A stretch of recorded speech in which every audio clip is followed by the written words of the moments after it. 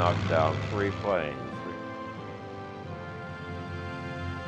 8 missions you were lucky, 10 somebody up there liked you, 25 was almost an impossibility.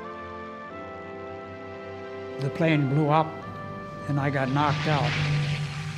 Welcome to Air Combat Journal. Today's journal entry features B-17 Navigator John O. Johnson. John was shot down on his 27th mission, though in part it might be considered friendly fire as bombs from a B-17 above him struck his plane's left wing. John spent the duration of the war as a P.O.W. and was eventually liberated by the Russians. This is your pilot, John Sermon, asking you to strap in and sit back. Air Combat Journal is ready for takeoff. John O. Johnson, middle initial O.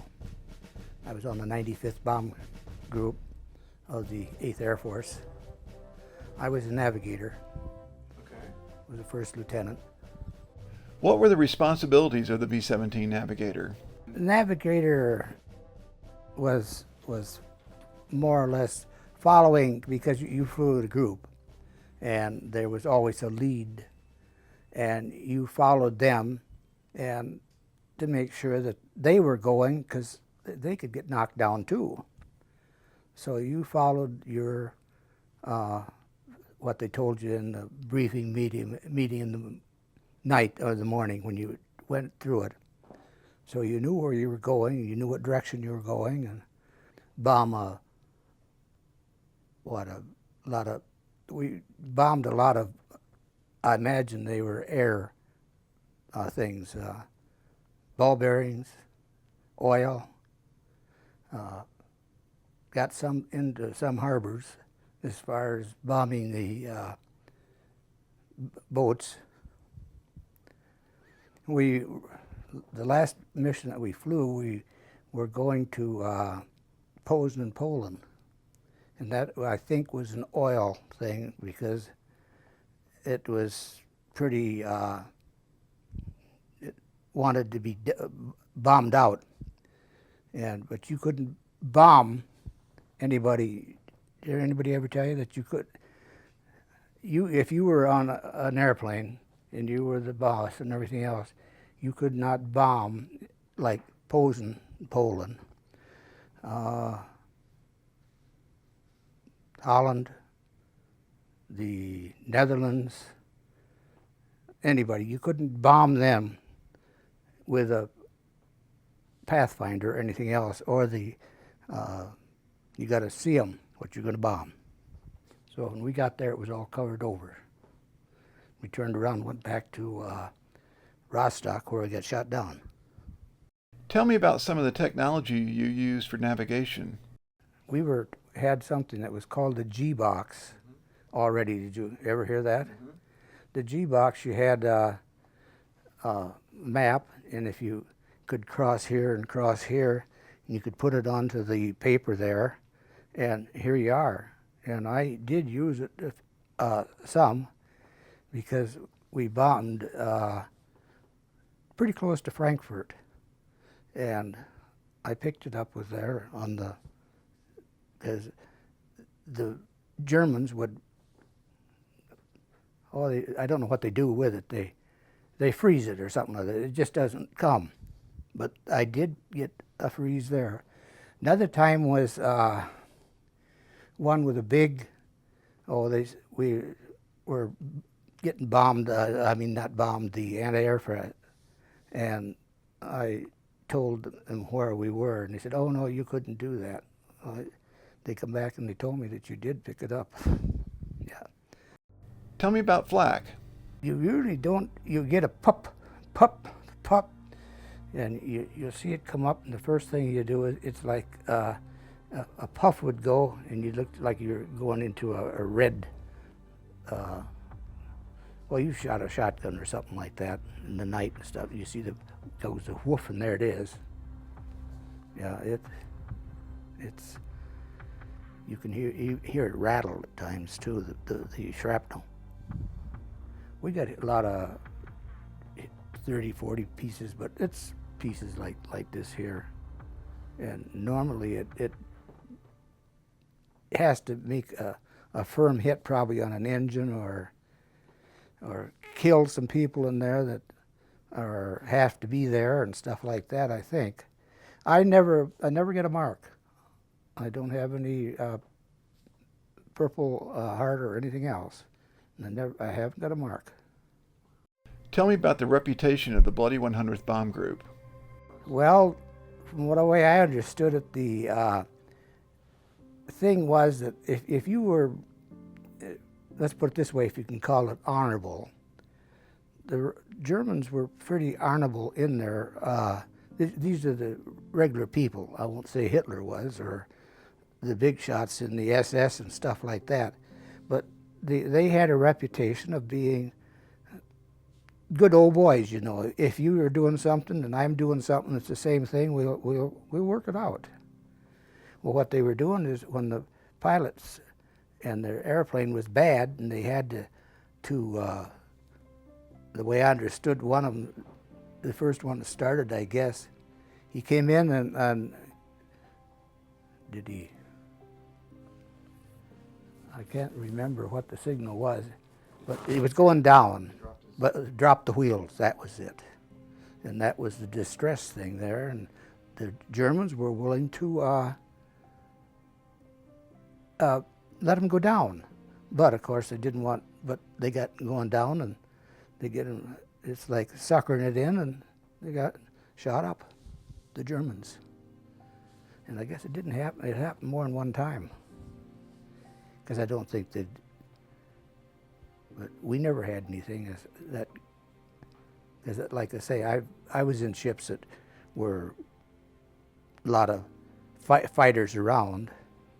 How did you feel when you knew your group would be flying with the 100th Bomb Group? Well, we were just happy that everybody said, oh, you're lucky. And then the stories start coming out is what new. There's a lot of hearsay too, you know. And you know, I don't know whether you know about other crews. There's 10 men on the crew, and you're just like a whole squadron. You don't get, you might say, to know too many people outside of your crew. No, that's it. You just didn't get close to them. It was the same thing in prison camp too. We lived in a 12 by 16 room, and on that 12 to 16 room, there was 8 double-deck beds, and so that's 16 people, but you still really didn't get too close to them. You played cards with them, you read, stuff like that. But it's a funny deal. And I think that all the flying deals are about the same thing.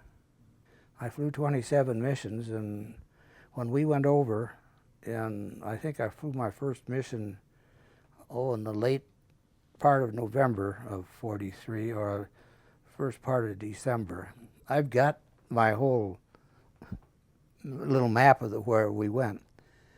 I knew where we were going, and like I say, it's you just hope. You think you're your own person. Like I say, somebody says, "Well, what do?" You take off in the morning at a lot of times 4 o'clock in the morning, and you got to go up like this here to 20,000 feet. How dangerous was it forming up over England? You know, I have never seen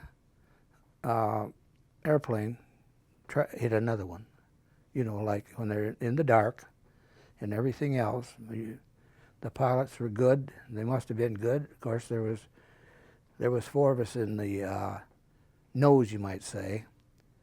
But I don't know what good. By the time you saw one, I think you'd be done. But I never saw in staging up, going up to the altitude, I never saw any crashes. I did see a lot of airplanes blow up on over a target, getting hit by flak or something like that. How did you deal with seeing squadron mates getting blown up in your formation? You just put it behind you. It's like some people said, "What did you do up there?" I said, I slept. Well, did you have your parachute on and everything else? Yeah, I said, I put my parachute on. But I said, if we hit somebody, you'd never be able to open that parachute. You just didn't think of it. You all thought you were invincible. Tell me about the day you got shot down. We got up probably that day because it was clear over into Posen and Poland, and we went over the top going out of England over there, and I imagine up the Baltic Sea, and then go in through Poland where it was, and we got in there, and then of course it was, I can't begin to tell you, I imagine it was a couple, 3 hours that we were into Poland. Then we had to turn around, come back, and find a target of opportunity. And that's what we did, was dropped it on, I'm not too sure that we even dropped it on Rostock, because that was just a little, well, they said Navy. They said there was a Navy barracks in there, because the co-pilot said he put in, he was in a naval brig. Yeah. And I was picked up by the Luftwaffe himself. I don't know what his rank was, whether he was a quarter, our sergeant or a private or what, but I bailed out at about 18,000, 20,000 feet because I knew we were going there. And I bailed out to delay my bail open so that I didn't go into the lake. Not the lake, the Baltic Sea. Because I talked to somebody after we got into prison camp. They said they were in there 4 or 5 minutes and they didn't care whether they got picked up or not. Because what I've talked to people, they said when you're drowning in cold, you had no feeling. Like I say, it just, to put it bluntly, when I went down and my feet hit the ground, I went just like that. Because what, you're probably 600-800 miles out from England, 500, something like that. You know, everybody talks about Europe and stuff like that, and they think it's such a great big country, but United States is twice as strong. I mean, big. Not as many people, I don't think. But like I say, there's when you're flying back in those days, it was something different. How did you get shot down? I think, if I'm right, probably we were on fighters were on us too, and the aircraft was on them, because we had both that and then, like I say, the bomb come down. So like I said, I think that it was probably it was looking up in the window just like this here. You ever been on a 17? You know where the Navigator sets them. You can either set on the left or the right. And if I think I remember right, I was on the left. And you had a gun there. And I was looking out, and I'm sure that it was this engine that was hit first with, it was probably maybe more than one, or maybe it was pieces of shrapnel or something or other from that bomb thrown. But the leading edges of those props were wrapped up just like this here, and they were on the button just to feather them. And we got both those two feathered. And then the fires went out. But then, like I say, another fire came on, I think it was number 1, like I say, that was my idea. And like I say, with one engine, and at that time we were still had 9 people in the airplane, because the pilot, not the pilot, the waist gunner, he went out when when he saw what happened. He didn't ask anybody. But I did. I heard when the guy rang, the bombardier and pilot, I mean, should say, give the get out business. And that's no easy business either, jumping out of that front hatch there. Did you receive any training on bailing out? We had people come from the not the Air Force, the paratroopers. And they would come, every 2 or 3 months, and they'd talk to you. And because I was in there about 5 months or 6 months, which was quite a long time. In November and December, you probably heard, you know what the, what do you want, your life expectancy is about 3 fly-outs. Bertie's got a cousin that he never lasted the 3, and he'd been on, or no 4, and he was on 3 different airplanes. And it wasn't, and I don't know, some people said sometimes they thought they were going to not fly in the daytime. I don't know. But getting out now, like I say, the paratroopers told us that when you wanted to judge your, because you're not carrying an altimeter, you got to judge when you can see cows in the pasture or horses or a single tree in the farmyard or somebody walking or something or other. You're probably 2,000 to 3,000 feet. And he says when you get that low, you better pull the ripcord. And that's what I did. And I went, like I say, from 18,000 feet down to about 3,000. And a German Luftwaffe got me, and all he did was asking me more or less, you got a gun, and something like that, and I convinced him, and he never patted me, he never came that close, and he didn't want to get shot any more than I did, so he took me to the jail. And from what that went to when I went to Frankfurt, that's where the Gulag Luft was. I can't even begin to tell you what happened or anything else until I probably got to down to Frankfurt. It was just lost. What happened to the rest of your crew? Well, they went out after me. They went after me, and then they went to where the pilot went out. And he was telling me he didn't see him get shot, but he saw the whole bunch where they were all herded in there. And he says, I saw somebody in a motorcycle coming with the bucket that you put on the side of it. And this guy comes, and he comes roaring up, and they were just ready to take him too.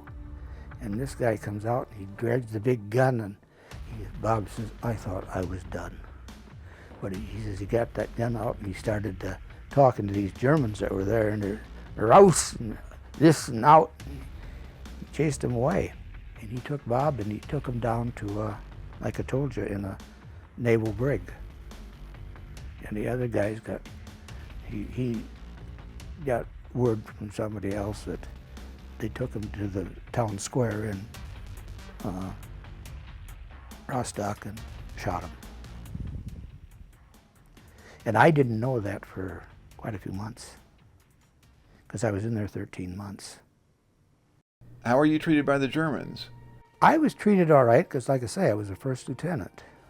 And the German, getting back to the way that the Germans wanted to be, what do you want to say? I mean, they wanted to do it one way, you know. Yeah.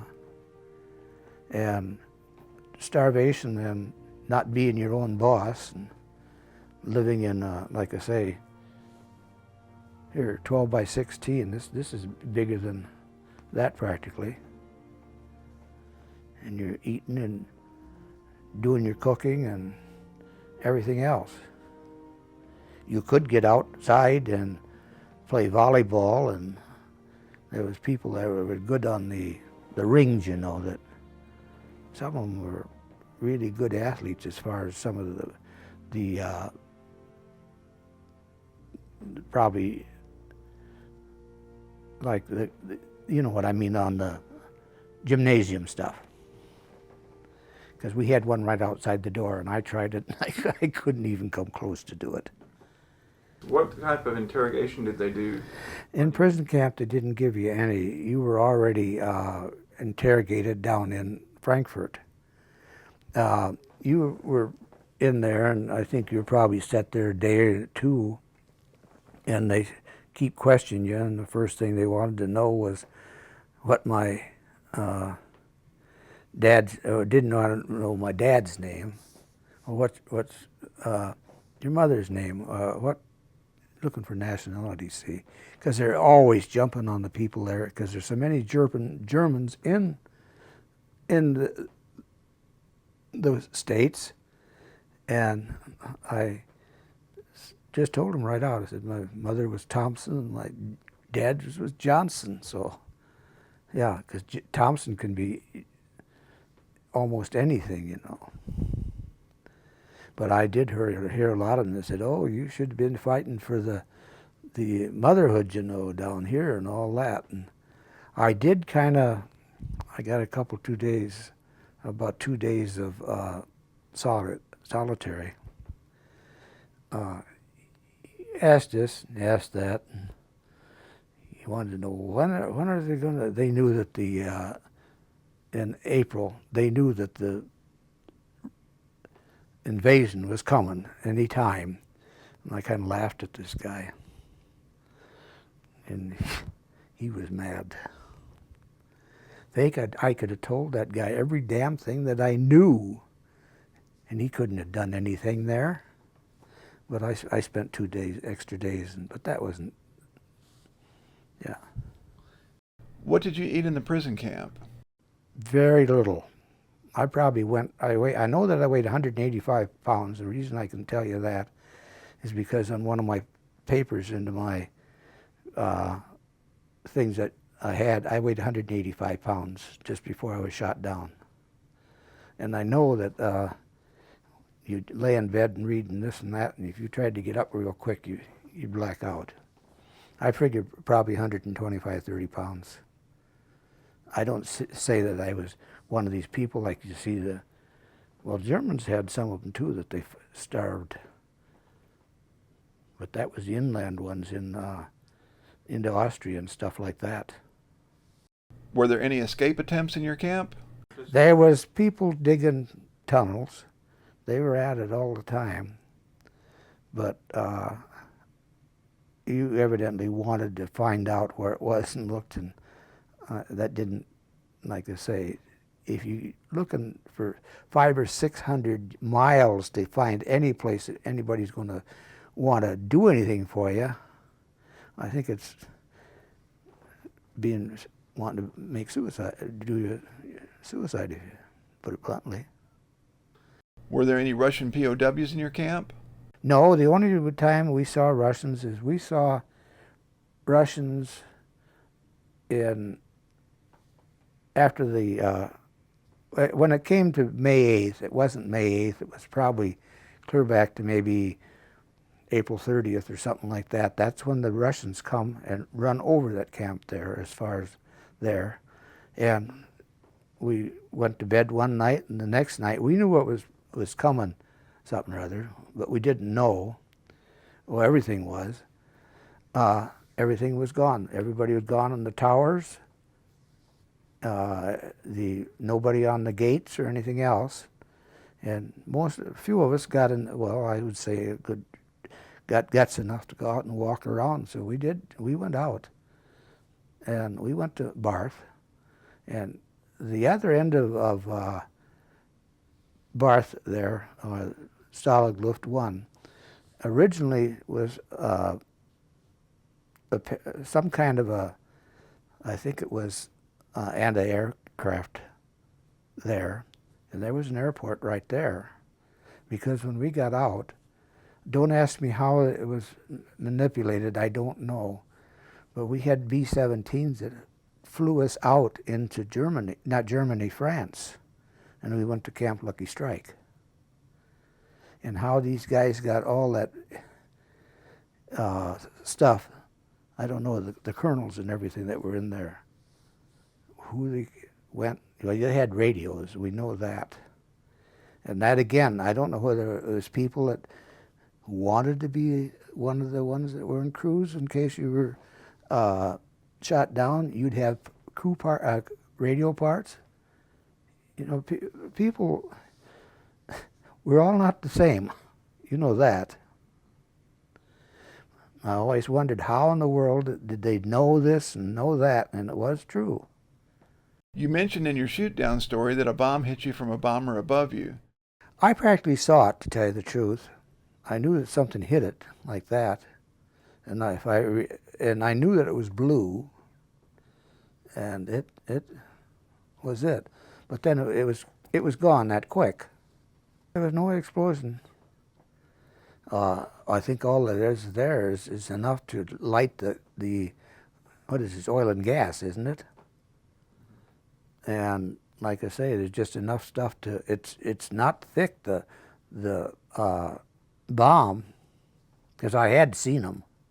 And like I say, evidently the bomb cut it right in two, just like that.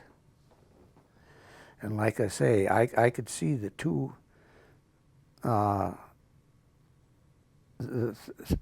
and 2 and 3, I could see both of them had been hit. Because I don't know how many, maybe 10, 15, I don't know. I never did find anybody out to tell me how many because we never carried one.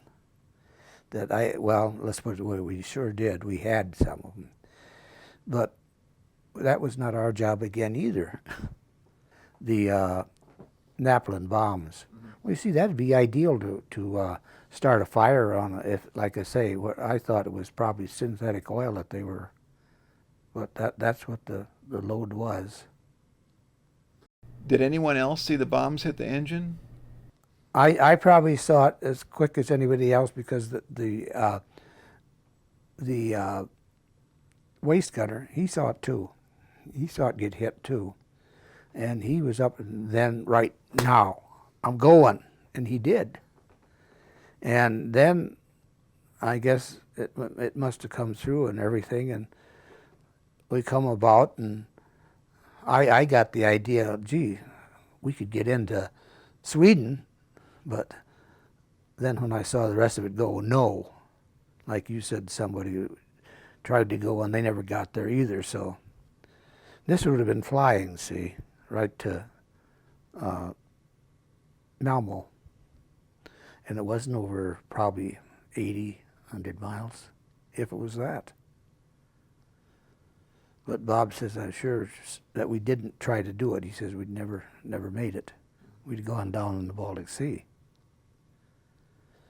And he, like I said, he did. He made another half circle around, because that's where the other guys got out and so far away from us. Because I never saw any of the, I saw the pilot. The pilot and I were in the same prison camp. But the other one, he wouldn't be, because he was enlisted man. And the Stalag Luft 1 was strictly flying.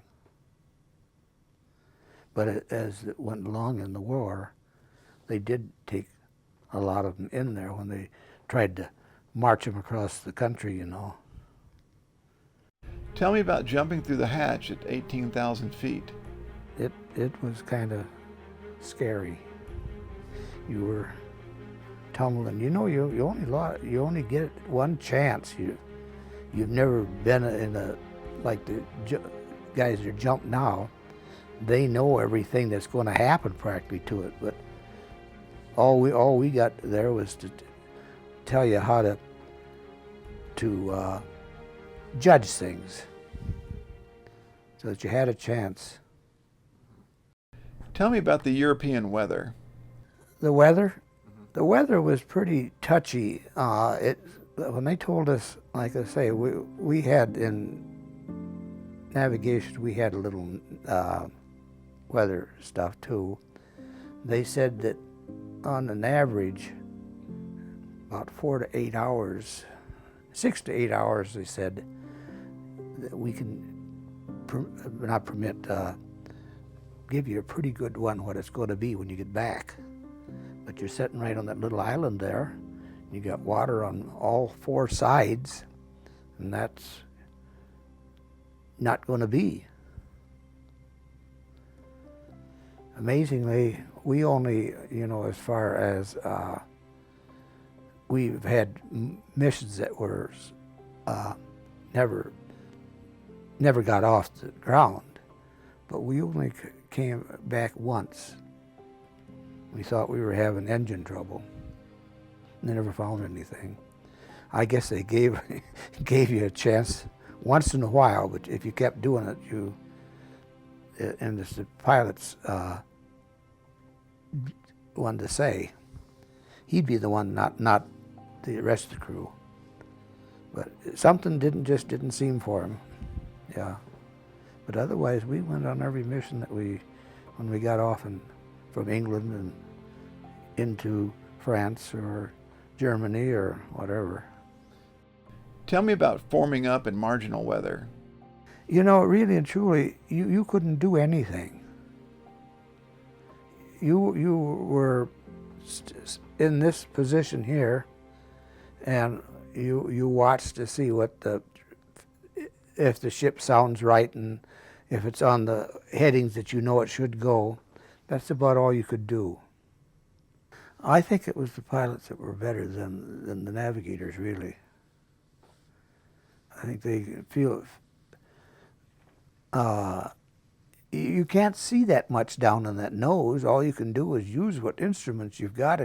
If you're heading in the altitude is getting up there and you're going on that heading, that's about all you can do.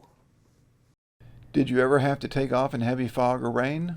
You took off we made our own fog, that you see it every day when the ships make those contrails. When you get 1,000 airplanes up there, it gets so thick that you can't, it's worse than fog. Yeah, because it'll be just as thick as if it was nature-made clouds. We were making it with our speed and I suppose the stuff that comes out of the engines and all that had something to do with it. Was the weather more worse in winter than in summer?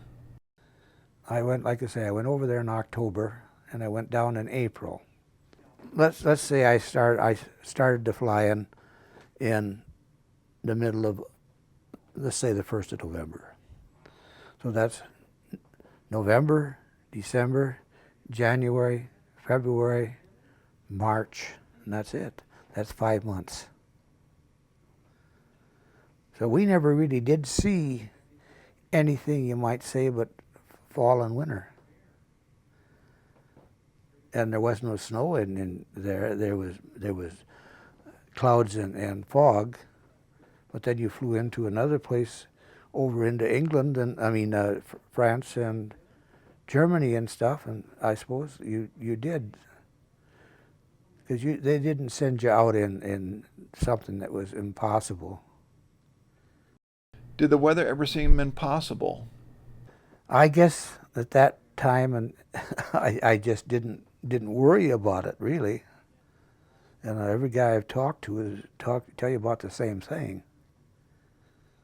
Did you ever see any FW-190s or ME-109s or jets? I never saw the jets. The jets hadn't come yet. There had been people that had seen a few of them, but it was very few. We saw the 190s and the other one, One was a Radiant. There's a 110, there's a 190, and the ME 109. Yeah, 109 is like the P-51 engine. Yeah. And like I say, the other one was just like the P-47. Did you ever get any shots off at attacking fighters? Oh yeah, I shot a lot of stuff. In fact, I actually thought at one time that we did get it confirmed, and I think that I hit it, but it was no glory for me. We gave it to one of the waist gunners, give them their glory. What were the German fighters' tactics? They come head on, they come every way. Although you must remember now, if they come head on, that's kind of dumb. They can sneak up from underneath, they can slip up from the back, because we were on the new one with the chin turret. The engineer has got a turret there. The bombardier's got one. The waist gunner is not the waist gunner. The ball turret gunner has got another gunner. They can put a lot of lead out there. And then there was two guns there, and that I could use either one. We didn't see the fighters every time. We kept our eyes pretty close.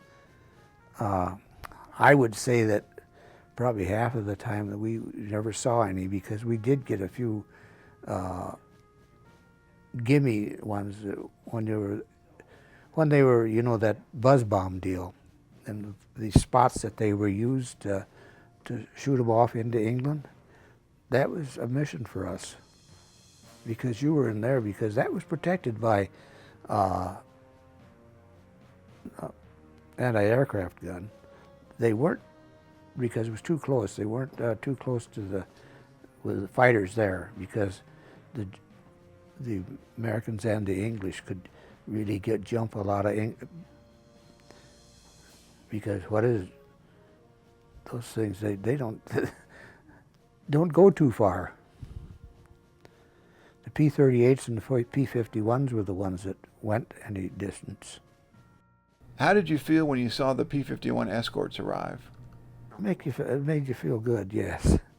You thought you had a little chance, and I guess it was like kids. You wanted to get a hit. Yeah. We used to see the fighters when they'd get out and there wasn't too much going on.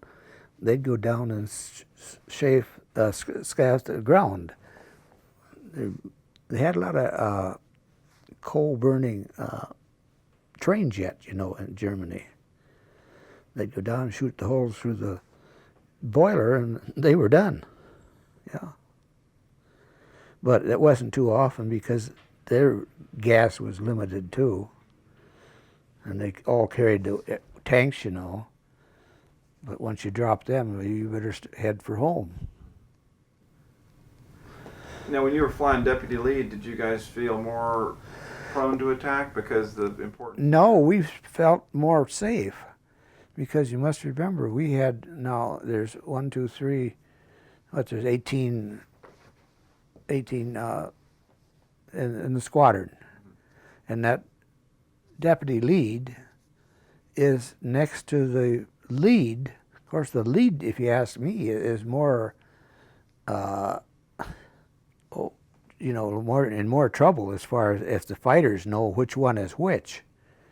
But if they can't tell, the ships doesn't look any different. It isn't like those great big things we've got today with the big things, you know, because they didn't look any different. They had the instruments inside, and they had people, I suppose, that were a little more education on what they had. I don't know yet to this day what, when I say Pathfinder, you know, what they used, whether it was a radar type device. Yeah. Yeah. I think it must have. It was a very crude radar. This lead pilot that I interviewed, they had one. He kind of described it, how it worked. Was it part of his? They replaced the ball turret with the the radar. Oh, okay. And then they had a second navigator, and then they had a radar operator. So they had 2 additional crew people, but they lost the ball turret gunner when they had that. Yeah, and he was good. He was good protection. How did you feel like your crew got along together as a group? Did you do a lot of things together, and were you a pretty tight-knit bunch? Well, there again, it comes out to the deal of you can't, if you get any of these high shot big colonels and everything, you don't go with the enlisted people. Yeah, because you get bawled out if it goes too much of it on. It was just like the first time or second time that we got on, like our pilot said. He says, you want to sound like chicken, and it's just what he said. But he says, I like you guys. He says, I hope I like you. But he says, we can't be buddies. So most of them didn't. We had one, I don't know which one it was. Can't even remember. But he wanted to go with us something or other and stuff like that. But he says, I know I can't do it because I was married already.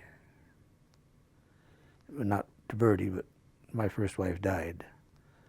And he says, all those guys want to do is chase girls and drink. Yeah. That probably wasn't too far from the truth. Yeah, well, he didn't care to do either one. Yeah. Yeah. Tell me about, after a mission, the debriefing process. It was good and it was bad. They wanted to know what you saw and what you could do and stuff like that. And let's put it this way, it was all right. Getting back to the Bloody 100th, there are people that say that the wheels down thing was a myth, and there's other people that, there are history books where they literally have the pilot's name and the crew members and all that. But as a former B-17 crew member, do you think it was a myth, or do you think it was something that really happened, or how do you feel about it? I don't know. I never talked to anybody that actually had any that did it. I just know what I heard. It might have been all myth. It might have been something that the Germans made up. Maybe one of the SS thought, well, that's one way of knocking their, yeah. But they got wiped out 3 times. So yeah. Whether or not it was real or not, the Germans certainly believed it because they attacked with such fury. Yeah. Do you have any other recollections you can remember about the war and your service? I thought that for what little, really and truly it was little training. I went in July 2nd, and I was already flying in, like I told you, November, well, I'll say, in Europe already. Yeah, so it pushes you pretty good. Do you feel like you were well suited to be a navigator? Do you think? Oh yeah, I loved mathematics, and I still can do quite a bit of it. Yeah, and that's what navigation is. Lots of mathematics. In fact, you had books. I'm telling you, when you start. I liked shooting the stars and stuff like that. And you got books that you got things that you could fill up those books right there. Those things right there. But the stuff that came out of the world, out of the war, when it come to flying, as far as going here and going there, got pretty good. Did you ever remember seeing any other airplanes, being shot down by 190s or ME-109s? Or I've seen them go. I've seen it. Whether that was that because the fighters were there too when the flak was coming up. I don't know how they don't want to get in too much, but they know where the flak is coming, I suppose. But I've seen them. When you got hit, Was there any concern that you'd see your wife again? No, I must have been one of the people that thought, well, things are gonna be good. Because like I say, for one thing, if I'd had to come back with knowing that I was going to look at the rest of my crew and they weren't there, I'm glad that I found out that they were dead. I lost a sister while I was in there. She was killed in a car automobile accident, car train. And I blamed, we didn't get doodly when it comes to mail, you know. And I get this letter, and here's my sister. And my sister was awful close to me. She was born the same day I was, just a year older, so you know it. And I was glad that I didn't have to go home and say, well, where's June? I was glad that I did know. But I got shot down the 11th of April in '44, and my oldest daughter was born in June, and she still didn't know in October until that I was actually a P.O.W. I kind of wanted to stay in, what in the heck, you know, the money you make, and back in those days that was big money. But she said no. She says that just took her. Yeah. So I became a plumber. Yeah. John Johnson passed away several years after this 2002 interview. His humble military history and valor live on here at Air Combat Journal. If you've enjoyed this oral history, check out the other interviews on this Air Combat Journal YouTube channel. Also, please support this channel by subscribing. Subscribing is easy. Just click on the small subscribe button. As a subscriber, you'll also get notifications each time I post a new video. Thank you for watching, and as always, I welcome your comments. Godspeed.